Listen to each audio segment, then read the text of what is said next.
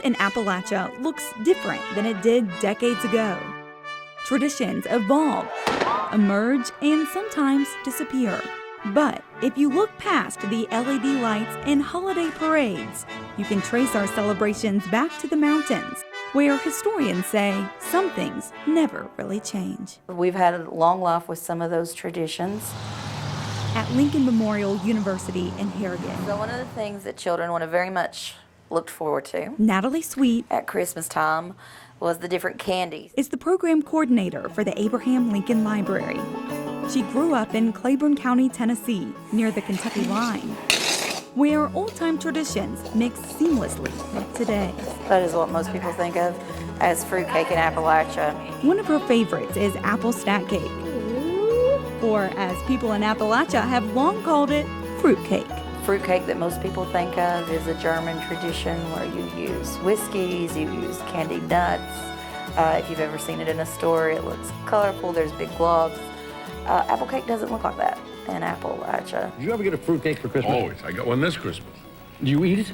No. I would hear TV and there would be these running gags, you know, people like, oh, give a fruitcake for Christmas. Ha, ha, ha, ha. I was like, I think fruitcake's good. What's wrong with fruitcake? But Appalachian fruitcake isn't at all like what she saw on TV. How come I got 2 fruitcakes from him? Well, that's probably the one he gave you last year. And she still makes it the way her granny taught her. And I'm wearing her apron, which is the one she always cooked in. The secret is to dry out the apples, sometimes months in advance. It is not a quick process. A good stack cake takes patience. She layers the cooked apples with thin cakes sweetened with honey. You want to impress people, it has 6 layers. If you get lazy, it might have 3 or 4 layers. There's another Appalachian tradition baked into the cake's layers: superstitions. Everybody makes fun of fruitcake, but eating a piece of fruitcake on Christmas will bring you good luck. Elaine Meyer learned how to make her fruitcake the same way. She grew up on the grounds of what's now the Museum of Appalachia in Clinton, Tennessee. This is my area, my people. Growing up, decorations only played a small role during the holidays. We would put the tree up just a little bit before Christmas and then not take it down till after the first of the year. So that's changed. And that's changed even from way back when it was Old Christmas.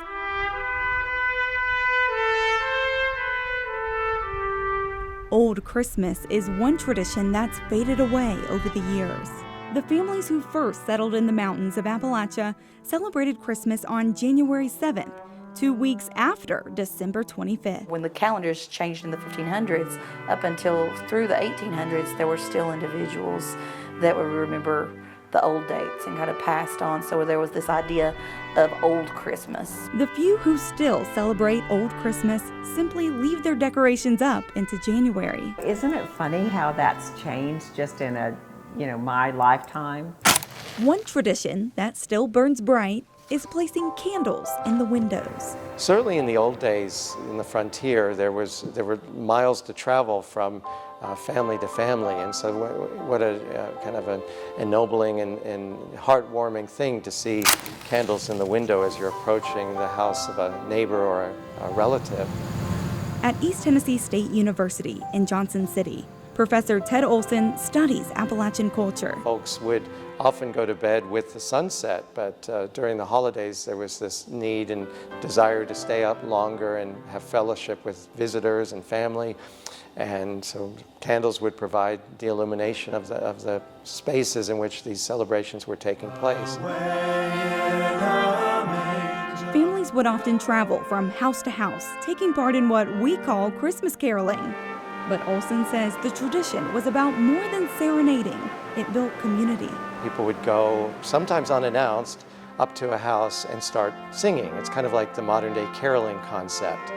But there was a bit of pranksterism involved. I mean, there was a bit of Halloween as a part of the serenading tradition. You'd yell Christmas gift or Christmas treat or Christmas day, and you'd yell that to your neighbors, and then they would give you a gift. One coveted Christmas gift was an orange, since the fruit didn't grow in the mountains, and stores seldom carried it. A train car would come with a train car load of oranges, so that's about the only time they saw oranges in this area. And every child, the thing they most looked forward to was the orange that they would find in their stockings. Appalachian people on the frontier were folks who were truly self-reliant, self-sufficient, and extremely resourceful. Pine cones was something that could be taken, in some cases decorated or painted. You would also find berries that would add a bit of color. Where it could grow, mistletoe proved to be a popular decoration with its bright berries and evergreen leaves. And it provided a sense of course, beauty. It provided a sense of comfort, that there's life even in the darkest days of winter. Like other holiday traditions celebrated in the mountains, mistletoe came with its own superstitions. On Old Christmas, if you place your mistletoe underneath your pillow, you're going to be able to see the face of your true love. There were other similar wives' tales that added a sense of mystery and magic to the holiday. At midnight on Christmas Eve, that all the animals will kneel and get quiet and talk to one another. But then I've also heard that on Old Christmas. The stories and traditions weren't unique to Appalachia, although the people there put their own spin on them. It was a regionally specific kind of celebration that involved, of course, old world traditions and beliefs, as well as adaptations and new approaches to celebrating the holiday. And so Appalachian people would, they'd have the Christmas tree, which of course is from the Germanic heritage, but they would adapt it to their own locale. People in this area had only heard of a Christmas tree and weren't really sure what that was, so they just went out and got a dormant tree and decorated it because they didn't know it was supposed to be an evergreen tree. My dad was one of the first to ever grow the Fraser fir down south. Wayne Ayers and his family have been in the tree growing business for more than half a century. Tube here. People thought my dad had gone crazy. He started planting Christmas trees, and they said all you have to do is go out in the field and cut you one. You'll never sell them. And first year, he had people begging for them. For years, business was good. Even the White House tree came from the Ayers farm in 1993. The Ayers have given us another tree that'll go upstairs on the second floor that will be our personal tree. And Tennessee governors still turn to this farm for their annual evergreen. We used to give it to them, now we charge them a little. Now times are hard. More than a decade after the 2008 recession, A lot of folks went out of business. tree farmers like Ayers are still hurting. And I don't know that we'll ever pull out of it, to tell you the God's honest truth. I had to sell 2 farms. I couldn't sell the trees for any money. It takes 7 to 12 years for the trees to grow, so there's a shortage. We went from 34,000 down to 7. It's a similar story at farms around the country. Next year it'll even be less. We've got some coming, but it's gonna be a while. They no longer ship trees off to places like California and Mexico. It's what keeps us alive right here. The chop it yourself section is what keeps them in business. I have parents that brought their kids here when they were small, and they still, the parent may be passed on, or it may be, they may not even want a tree anymore, but them kids want one. And they remember where they got before they seen their first one. We love that part of it. It's in our nature to connect with our past. It's why traditions like Christmas trees and caroling exist. And one woman from East Tennessee turned her family tradition into a multi-million-dollar business. You might even have her red-clad creations in your house, probably on a shelf somewhere. When we started the Elf on the Shelf, my main goal was just to have an elf on every shelf for every child who wanted one. Carol Ebersold grew up in Oak Ridge, Tennessee, with a tradition that, at the time, not many families had. I grew up with an elf named Frisbee. I thought I would see it move maybe a little, or blink its eye, or something like that, and come to find out, he was straight from Santa. Years later, she and her daughter wrote a book they call Elf on the Shelf. We went to trade shows and to the Junior League and to anybody who was having a mistletoe market of any type, and we took all of our inventory, and we practically would stop people in the aisles of the show and say, "Have you ever heard of the Elf on the Shelf?" Nowadays, you'd be hard-pressed to find anyone who hasn't heard of Elf on the Shelf. Ebersold's elves have been in the Macy's Day Parade, on cereal boxes, TV, and recently on stage in a new musical. I'm still realizing that it's a success. Every day I get surprised more and more by people saying things to me about it. For her, it's simply a family tradition that continues to grow. Just like another family's, but theirs is older and a little further down the road. George Vanderbilt opened his Biltmore house in Asheville on Christmas Eve, 1895. Years after the Vanderbilts decked the halls, Yeah, that's good. floral manager I did it. Lizzie Borchards leads a team of designers Kind of lower and parallel. to decorate the 250-room home for their 2-month-long Christmas celebration. We start decorating from the upstairs down. By the time we get to the first floor of the house, it's really kind of has taken over and Christmas is everywhere. The last tree to come in is a 35-foot-tall Fraser fir for the banquet hall. I think that's kind of the special moment where it all really does feel real. It's the same size and type as the tree George Vanderbilt decorated on that first Christmas Eve. Looks beautiful. All the decor we're wanting to make sure either tells that story or, tells the story of the Vanderbilts and the family and the lifestyle that they lived here. On the other side of Knoxville, just a road trip away in Nashville, is Gaylord Opryland.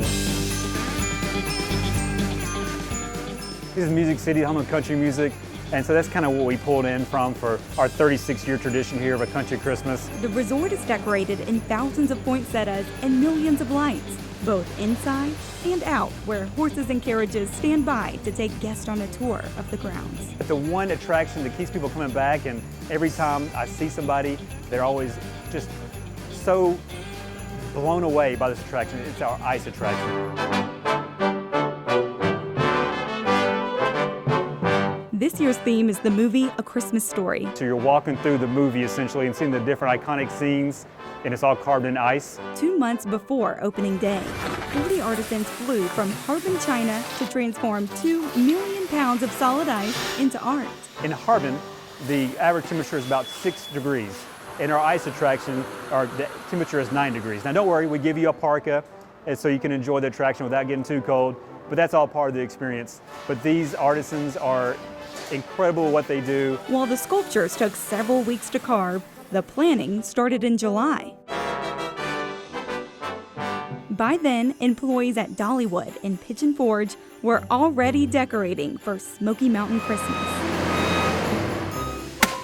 Christmas lights actually start going up around June, around mid-June when you actually start seeing Christmas lights come on the park. Dollywood's signature look covers almost every building in millions of multicolored lights that employees spend months stapling. It's like a puzzle, figuring these out, how to go with them, so you don't double back and you don't have a whole bunch left. We take such detail into all of this. When the lights turn on in November, they don't turn off again until January. And a Christmas parade of many colors rolls through the park every night. All the time and blood, sweat, and tears it takes for Crunch Week. We're exhausted when we open, but it makes every bit of it worth it when we see the experience that the guests get to see and feel when they come into the park, and it makes every bit of it worth it. Further east in Bristol. It's a wonderful show, but there's a lot of heart in it. Bristol Motor Speedway celebrates with a light display of its own. There are over 250 displays. There are millions of lights. It's just a fun night to come out and enjoy, and of course then end up in the infield. The annual tradition shines a light on a need in the community. It's why Claudia Bird says families come back year after year. We decided this is something that every family could support.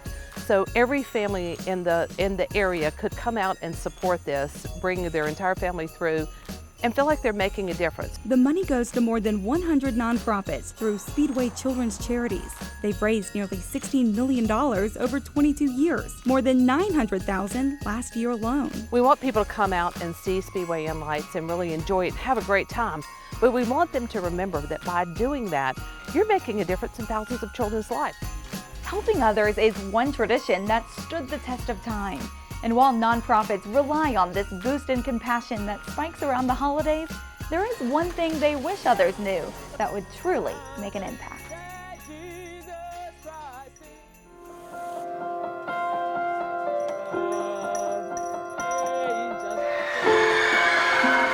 Of all the traditions in Appalachia, I know that I'm helping other people.